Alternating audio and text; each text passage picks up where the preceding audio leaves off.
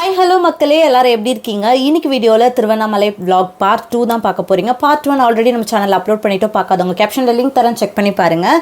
நம்ம பார்த்திங்கன்னா வந்துட்டு சாப்பிட்டெல்லாம் முடிச்சுட்டு ரூமுக்கு போய் ரெஃப்ரெஷ் ஆகிட்டு கிரிவலத்துக்கு வந்து கிளம்பியாச்சு. On the way to Sivan temple. என்ன பண்ணிட்டு இருக்கோம்? கிரிவலம் போயிட்டுருக்கோம். தாக்கு பிடிக்க முடியுமான்னு தெரியல, பட் கண்டிப்பாக வந்து முடிப்போம்.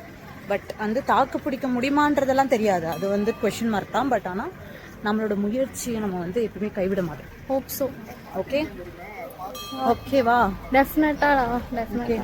கிரிவலம் ஸ்டார்ட் பண்ண கொஞ்ச நேரத்திலே தாகமாக இருந்துச்சுன்னு சொல்லிட்டு கரும்பு ஜூஸ் தாங்க குடிக்க வந்தோம். குடிச்சு முடிச்சுட்டு நடக்க ஆரம்பிச்சாச்சு. போகிற வழியில் நந்திக்கு அவ்வளோ சமயம் அலங்காரம் பண்ணி வச்சுருந்தாங்க. அது பார்க்கவே நல்லா இருந்துச்சு. நாங்கள் போனது பிரதோஷம் டைம் அப்படின்றனால எல்லா சாமிக்கும் அலங்காரம், பூஜை, அந்த மாதிரி நிறைய விஷயங்கள் போயிட்டு இருந்துச்சு. பார்க்க நல்லா இருந்துச்சு. அண்ட் நீங்கள் இப்போ பார்த்துட்டு இருக்கீங்களா, இதில் பார்த்தீங்கன்னா டோட்டலாக வந்துட்டு 10 லிங்கம் நம்ம வந்துட்டு கவர் பண்ண வேண்டியது இருக்குது. சாமி பார்க்கறதுக்கு முன்னாடி உங்களுக்கு போகிற வழி எல்லாமே உங்களுக்கு சாமி நிறைய கோவில் வந்துட்டு உங்களுக்கு இருக்கும். அதில் ஒரு கோவிலில் தான் பார்த்தீங்கன்னா சிவன் பார்வதி அழகாக அந்த லைட்டிங்கில் வந்துட்டு தெரிஞ்சாங்கன்னு சொல்லிட்டு இந்த வீடியோவில் நான் ஆட் பண்ணியிருக்கேன்.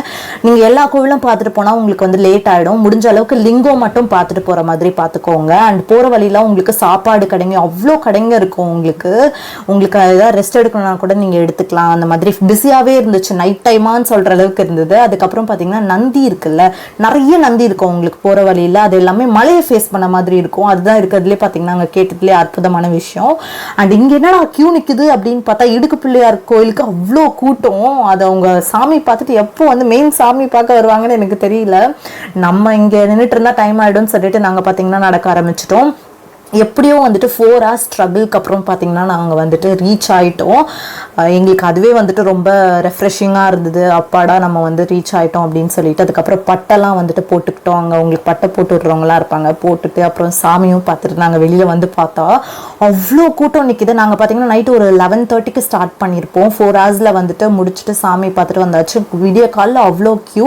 ஸோ நீங்கள் முடிஞ்ச அளவுக்கு வந்துட்டு நீங்கள் ஏர்லியாகவே வந்துட்டு பார்த்துருங்க, இல்லைனா உங்களுக்கு வந்து இந்த க்யூவில் மாட்டிக்கிட்டிங்கன்னா கஷ்டம்.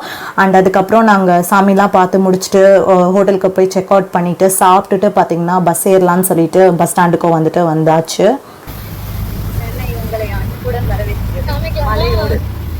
காமிக்கலாம்.